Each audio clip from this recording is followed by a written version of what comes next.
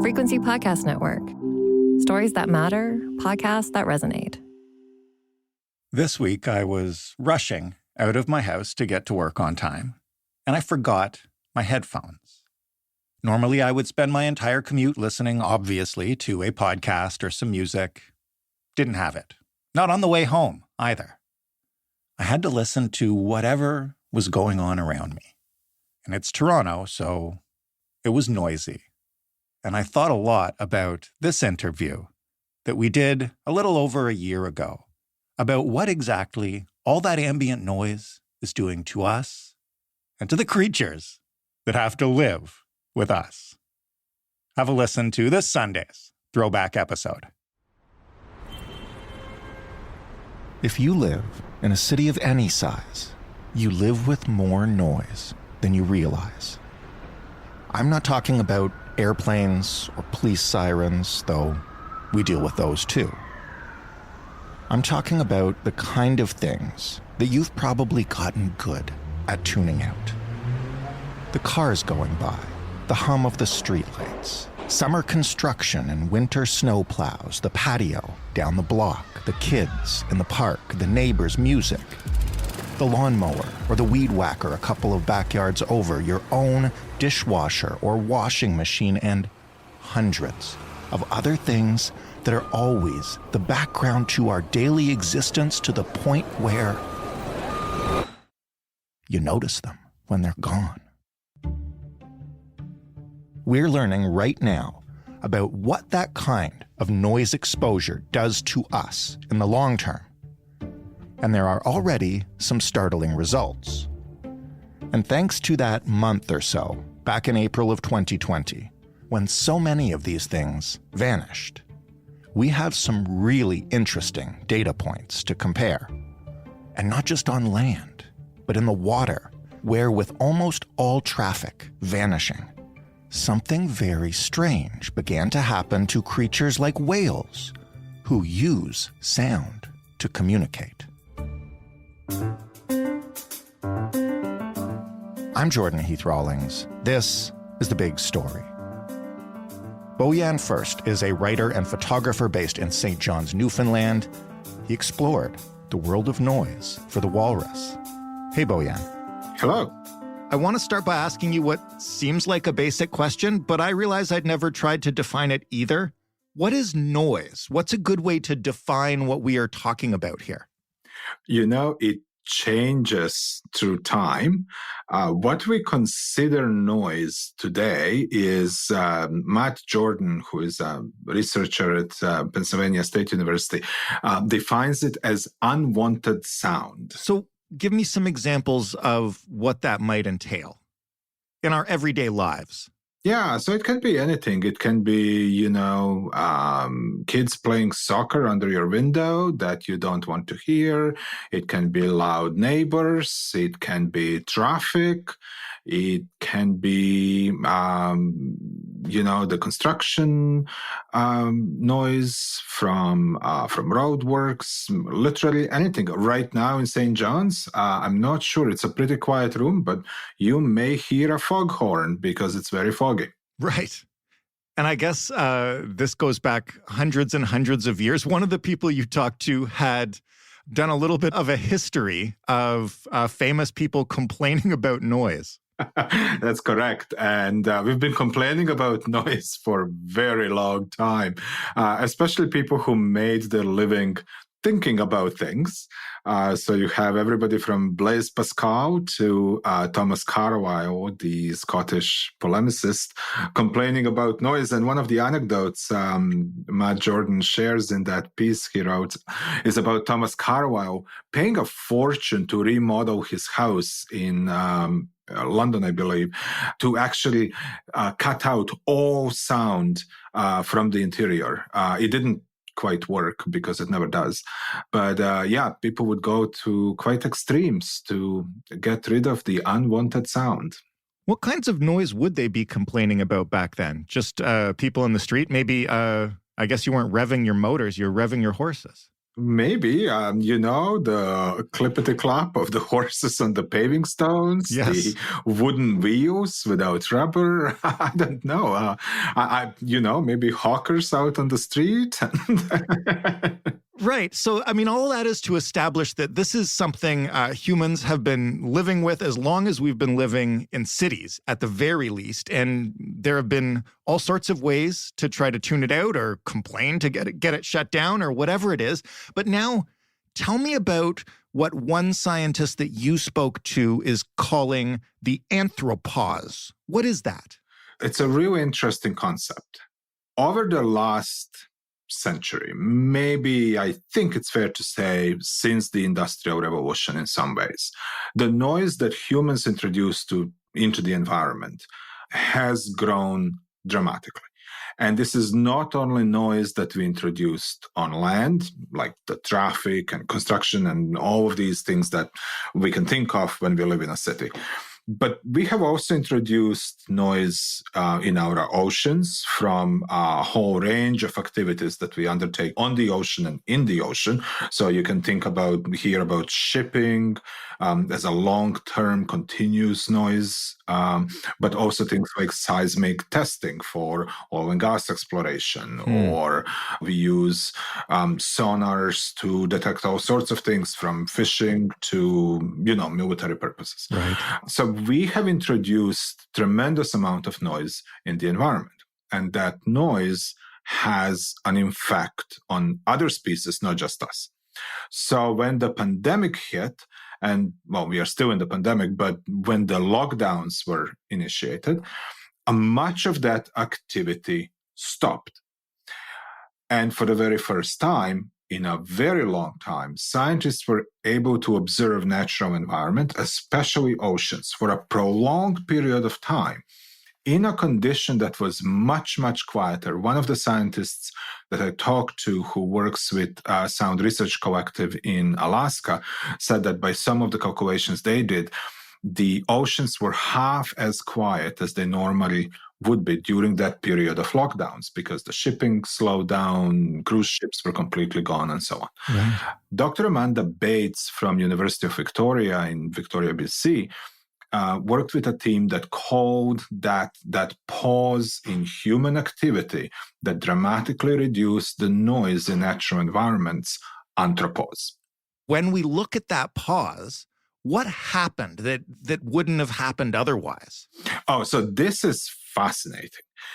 First of all, for a very long time, right into the 50s, 60s, even 70s, we thought of oceans as silent. Mm-hmm. Oceans naturally are anything but silent. In fact, many animals that live in the oceans, both mammals like dolphins and whales, but also fish, use sound extensively for all sorts of purposes.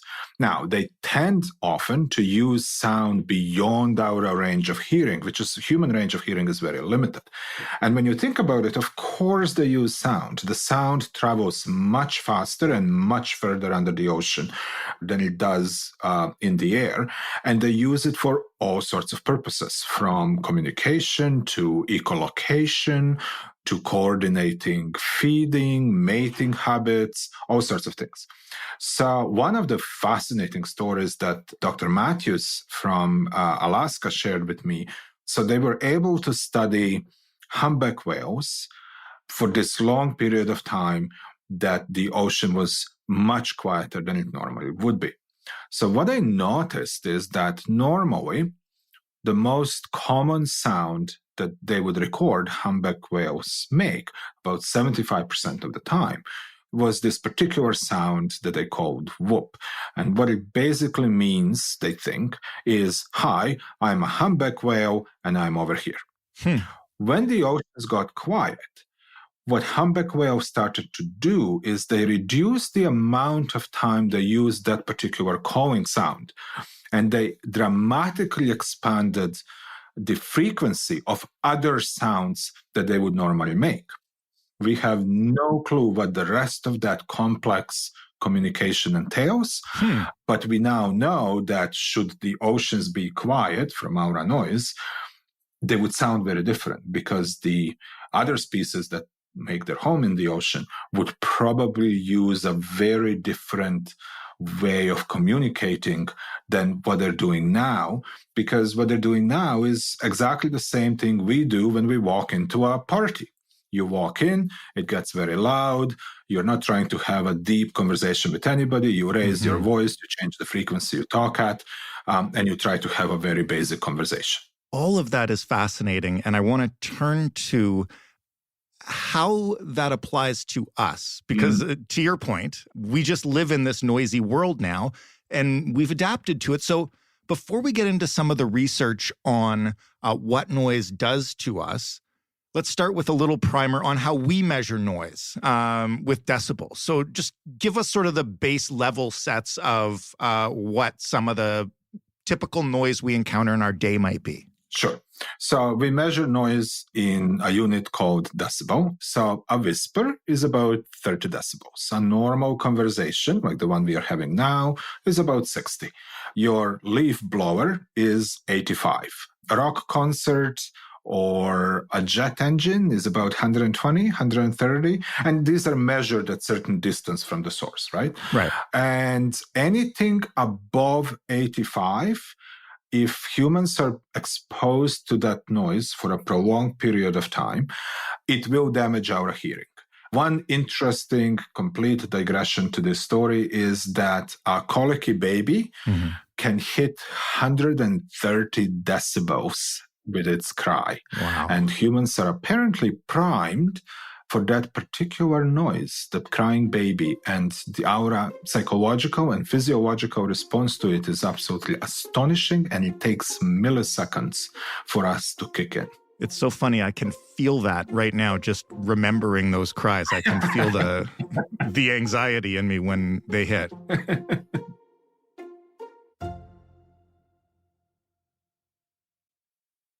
Forgive me if I'm mispronouncing this. You spoke to a researcher named Tor Oyamo, who looked to study kind of what this prolonged exposure can do to the rest of us. Can you explain a little bit about that research and what we've learned? Yeah, so Dr. Oyamo is a scientist at Metropolitan University of Toronto. He's a geographic information systems specialist. So he is a very contemporary, modern map maker, if you will. He can make these very detailed maps of urban areas.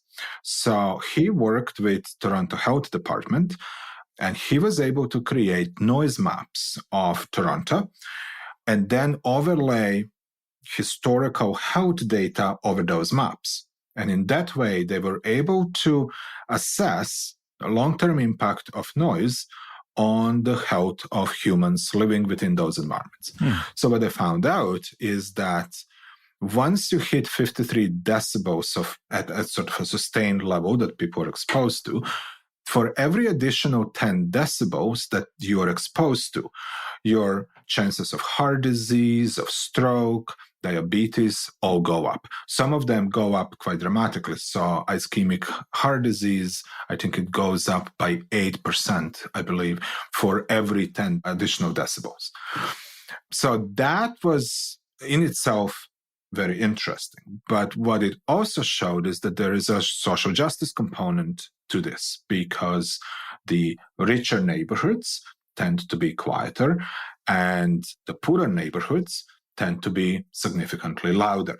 So people who are already experiencing health impacts because of their social determinants of health, their income, their employment, on top of that, also experience additional health risks because they live in neighborhoods that are noisier than better off neighborhoods. So given all that, and we've already talked about noise complaints, which I think is typically how somebody would react to specific episodes of unwanted noise. What about overall governance of a general noise level in a neighborhood or a city or anywhere? Do we have any regulations as to like what is acceptable? I know other than, don't overpay for a home near the airport. Correct. So it's really interesting. In Canada, the noise is largely regulated by municipal bylaws, which are very poorly enforced for all sorts of reasons. In other places, that's not necessarily the case. Europe is at the forefront of this.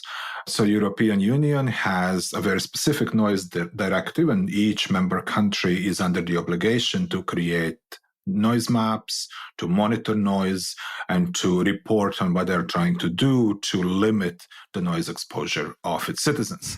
Paris, for example, has an organization that is dedicated specifically to that task, and they have made some great strides in reducing the noise levels. In Germany, it is actually unlawful to be noisy between, I believe, 10 p.m. and 7 a.m. And that would include, like, you can't do laundry or run a dryer during that period of time, right? So there are rules around what kind of noise is allowed at certain periods of time. In Canada and in North America, that is left to local governments that are ill-equipped to monitor the noise, enforce those bylaws, or even have them in the first place. And you touched on this in your piece, but I have to say, when we started talking about local bylaws and noise ordinances, the first thing I thought of was the convoy in Ottawa and some of the testimony that we heard from people who lived in the area of just how it impacted their lives. Not even necessarily the protesters themselves, just the noise. Just the noise. And there is the testimony of an Ottawa citizen who is visually impaired. So the way she navigates the world as an independent citizen is much more acoustic than it would be for you or me. So she relies heavily on sound to get around. For her, during those 4 weeks, it was absolutely impossible to get around. She has experienced a range of health symptoms, and so have many other people. The problem, of course, is that protest was so long and the noise exposure was so long that it impacted sleeping patterns and a whole bunch of other physiological processes in people. And Dr. Oyama actually refers to it as sort of basically a terror tactic. And when you get into reading all this research around noise and how it's used, law enforcement and intelligence services have now for some time been using noise for both crowd control as acoustic weapons, right? But also in torture, because the physiological response we have to prolonged exposure to noise is really profound. Is this why, as our cities and urban landscapes get noisier and noisier, we've seen such a rise of noise-canceling headphones? You mentioned the gentleman hundreds of years ago who redid his entire house. This is just a few $100 to Apple, right? Right, exactly. And here you go. You have your own tailored little acoustic cocoon, right? Dr. Jordan from Penn State actually has this great history. I mean, the first one of those devices, and actually if you look at those old commercials from the 80s, was Walkman, right? For the first time, you could have your own acoustic bubble that you live in because the sound that you choose is the sound of good life, and you should have control over it, right? So it's an interesting approach and absolutely a great marketing technique and selling point to get people to hear only what they want to hear. But of course, there are downsides to that as well. Such as? That's where this whole notion of ethics of sound and noise come in, right? Decisions that we make, who we are going to hear, what we are going to cut out. That has impact on how we engage with the world. It has impact on what kind of a citizen we are potentially. You know, if you can cut out the voices of those you don't want to hear, who are maybe less fortunate, or maybe those who don't agree with you, and live in a sound cocoon of your own making, well, that maybe is not the greatest thing in the world. And maybe we shouldn't be telling people to shut up, but we should be better at listening to others and engaging in conversations, right? And that's an interesting argument when you extend it not just to us as humans and other humans and our neighbors, but also extend it to other species as the species that's the most responsible for the noise that we introduced into the world. What is our responsibility to other species whose lives we are interrupting and making a heck of a lot more difficult, right? Well, that's the last thing I want to ask. And to bring it full circle, how can we think about noise differently? I mean, we started this conversation with you defining it as unwanted sound. That can encompass a lot. And should we only be listening to things we actively want to hear? I think the answer to that second question, should we be listening to only things we want to hear, is no. We should hear things that make us uncomfortable. Now, that doesn't mean that we should subject ourselves to physiologically and psychologically damaging sounds. We should absolutely try to minimize those. But there is something to be said for being able to listen to others that we don't necessarily agree with, right? In terms of what we can do to reduce harmful noise, and we're talking here about noise that is a health problem, right? Right. That's a really interesting question. So we actually do have a range of options. There is no one single thing you can do to reduce noise in the city, for example. As Dr. Oyama said, it's million little things. So the orientation of bedrooms in the new buildings, the kind of tires that we install on vehicles can actually have significant impact on noise that cars make. Bylaws that regulate exhaust tailpipes, bylaws that regulate what kind of noise can be made at what time of the day. So there's a lot of options that we have, but these are policy options, and they also need policy enforcement instruments. And how do we actually do all that? It becomes very complicated very quickly because there is so much that we could do. Situation is just as complicated on the oceans. There is no international body that regulates ocean noise. There are now starting to be individual ports and municipalities that are starting to pass rules around the noise as well as the emissions. We do know that if ships slow down, they get significantly less noisy. Interestingly enough, that has all sorts of other repercussions. For example, it drastically reduces collisions with whales and other mammals, but it also improves air quality and the emissions from those ships. But there is a cost. Your shipping is slower. Switching to different kind of propulsion systems that maybe use some combination of fuel and wind and electric power would also further dramatically reduce the noise in the oceans. Again, we have a long way to go. Bojan, thank you for this. A fascinating conversation and a fascinating thing to think about as we walk around outside. Thank you so much for having me. And yeah, just listen to the world around you. It's actually more fascinating than we give it credit. Bojan First, writing in The Walrus. That was The Big Story. For more, you can head to thebigstorypodcast.ca, and you can find us, as always, on Twitter at TheBigStoryFPN. If you want to suggest a topic, hit us up at hello@thebigstorypodcast.ca, or just call and talk into the phone for a minute, 416-935-5935. Joseph Fish is the lead producer of The Big Story. Robin Simon and Ali Graham are producers. This week, Ryan Clark, Mark Angley, and Robin Edgar handled our sound design. Samandara is our research assistant. And I'm Jordan Heath Rawlings. Thanks for listening. We'll talk on Monday.